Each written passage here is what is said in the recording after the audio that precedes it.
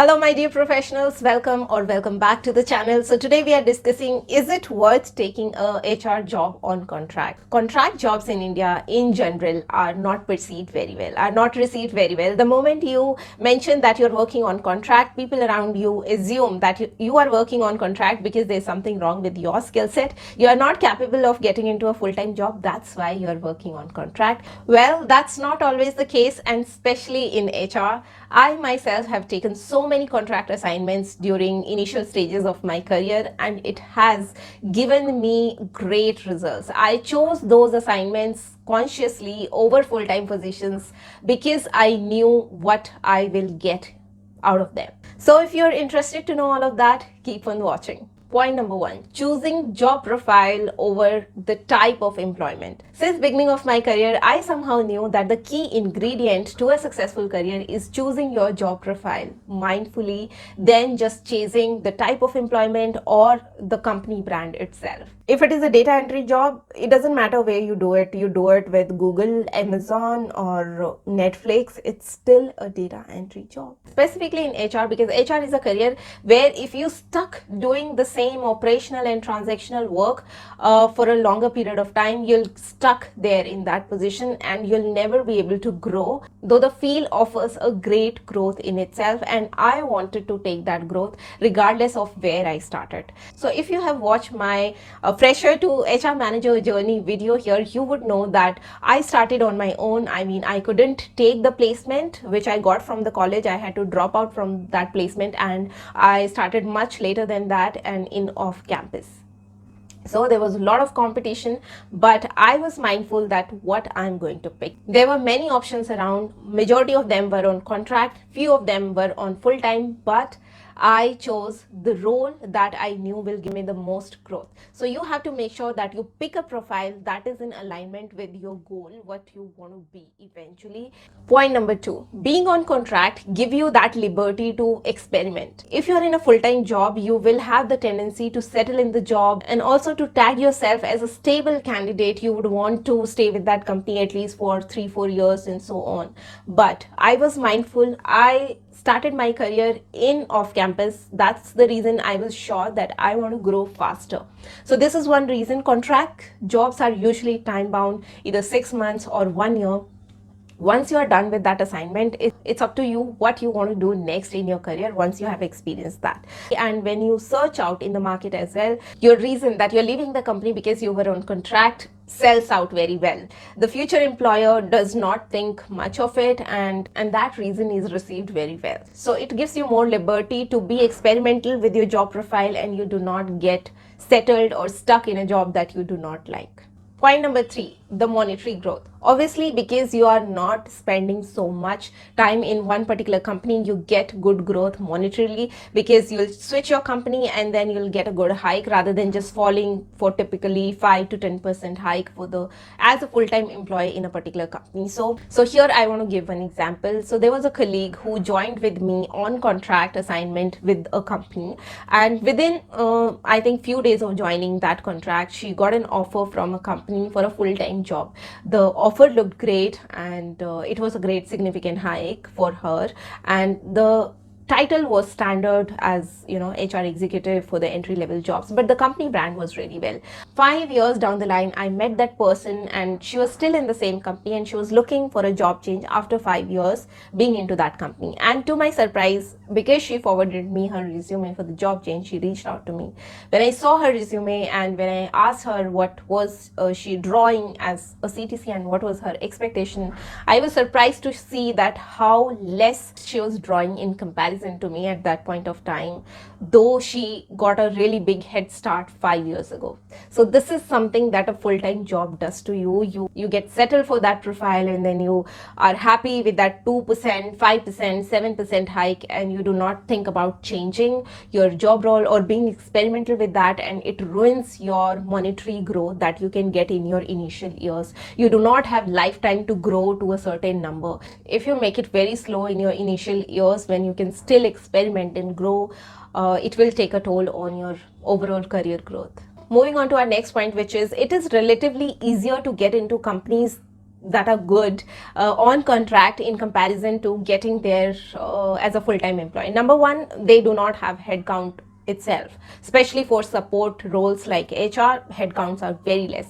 Plus, they have vigorous interview rounds, which you feel are sometimes worthless to go through so many interview rounds, so much of grilling, which does not make sense at all. So contract jobs give you opportunity to get into the company and then show your caliber. And if you do your 100%, you will for sure stand out. Why? Because people have that perception, oh, this person is working on contract. And if you do your 100%, you will outshine people who are working there full time, because expectations from them are really high, and they will be surprised to see that a contract employee is shining more than a full-time employee, and then they might consider converting you. But again, it's your choice whether you want to be there as a full-time employee or you enjoy being on contract. You enjoy that liberty, that flexibility of being in a job. Now moving on to our next point, this is not an advantage that I'm trying to tell you, this is a comparison that I want to do for a direct contract and a third party contract. When you enter these contracts on an HR job profile, what is the difference and which one you should opt?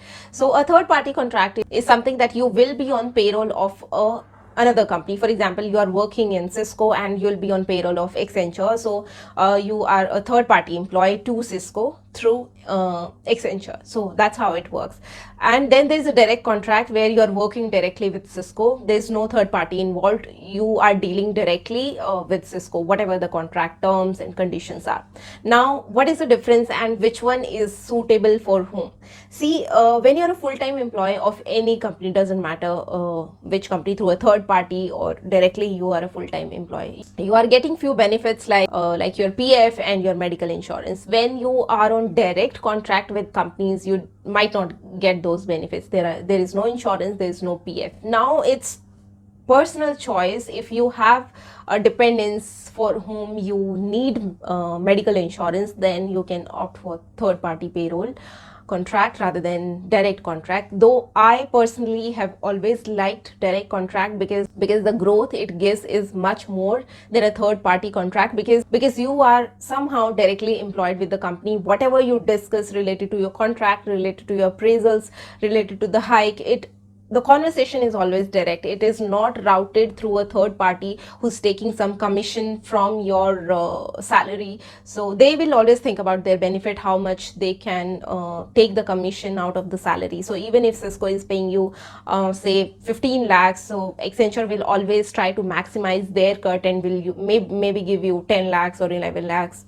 I'm not sure. But when you are on direct contract, you can always negotiate those terms, and it is much more a breeze than a third party contract. But again, I'm saying, if you somehow need that assurance of job, that security, that medical insurance, that PF, then you must go for third party payroll. So guys, with that, I want to summarize that when you enter HR field, you will find contract jobs more than full-time jobs. Reason, as I told you, is very simple. Companies do not provide that much headcount for full-time employees when it comes to support job. So there's nothing wrong, there's absolutely nothing wrong when you accept a contract position, but be mindful, you have a lot of choices when it comes to contract. So be mindful that you choose a position that offers you growth. When you get a choice where you have a full-time employment option, but the job profile is not something that you desire, and you have a contract option, but the job profile is bang on 100% that you need, you desire, choose the job profile, because this option will always give you so much growth in terms of your skills, in terms of your financial growth, that you'll very easily surpass the negative impacts of a contract job, if there is any. Because I haven't found any, apart from the fact that what people assume about the jobs. If you're confident in your skills and you know your caliber, then it does not matter what other people think. So make sure that you choose wisely and you choose as per your career growth. It doesn't matter what people think. They will always think something or other. It does not matter. You are the one who is accountable for your career growth. So make sure that you choose wisely. And a disclaimer here that by this video, I do not mean that you shouldn't take full-time employment. Please go ahead and do that if that is something that you want to do. But for me, I've always lived my career with this mantra that I chose job profile over the type of employment always, especially during my initial years. And eventually a time came, just as I planned, that people will value me for my skills, what I've learned so far, and made my profile rich with all kind of experiences under the umbrella of HR. And then bang on, I got what I wanted, the role, the money. That's the beauty of conscious planning. When you consciously plan your career and you are absolutely clear what you want from your career, then you will get it for sure. So that was it, guys. I really hope you derived some value out of today's conversation. And if you did, make sure you share it with other people and give this video a big thumbs up so that it can rank in algorithm. And with that, I'm signing off. You keep on watching more content on the HR destination to be a successful HR. And I'll see you in my next video. Till then, stay safe and healthy. Take care. Bye.